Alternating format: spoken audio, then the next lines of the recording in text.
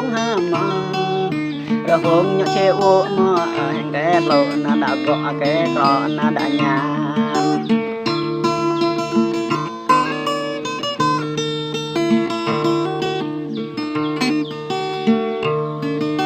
ngàn mà đỡ lấp đề đạch mà lê mà đỡ hăng gõ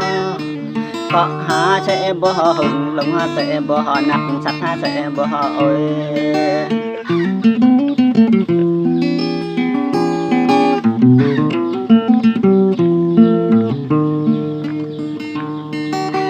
lời nhọ bờ blue mà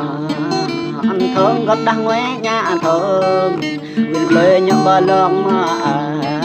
hẹn người ra có tơ đậm đà người